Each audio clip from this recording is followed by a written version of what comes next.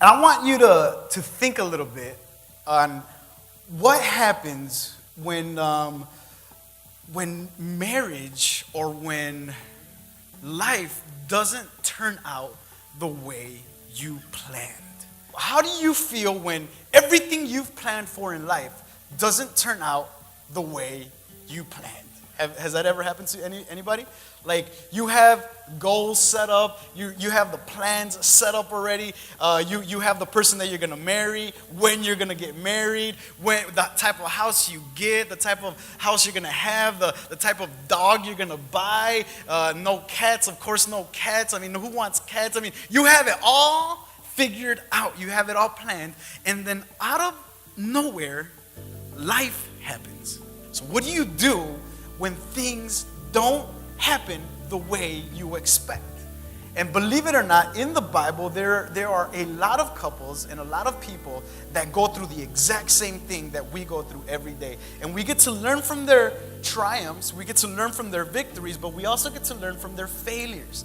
So that's very important. That's why I want to talk to you about Abraham and Sarah. So imagine Abraham listening to God and then talking to his wife Sarah and saying, "Hey, Sarah, so God told me to move and we got to go."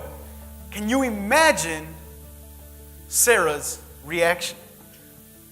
God doesn't give any details. Tell the person next to you, God doesn't give details.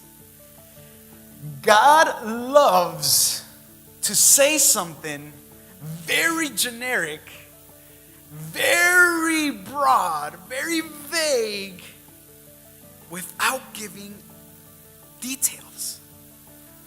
First mistake they did was they got scared. There wasn't any provision. Nothing was happening. So they go out, seek alternative help. And sometimes that's what happens in marriages and in couples' lives.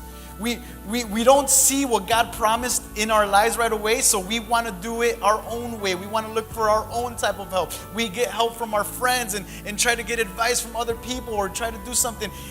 And we go off and it causes us to make even more mistakes. And all you have to remember is when God spoke to you, is when God talks to you through the Bible, through these verses, God says, I have it all planned for you. I have it all figured out for you. Just trust me. So don't ever allow fear to blind you from the promises of God. God is always on time.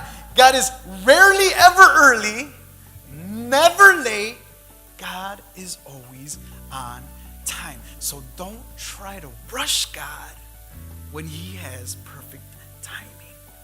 So I want you to look at your marriage. I want you to see your relationship at this moment and realize you may think that the problem is difficult. You may see no outlook. You've even tried to fix it on your own, and you're just about to give up. And God has brought you here today to remind you, to let you know, hey man, hey young lady,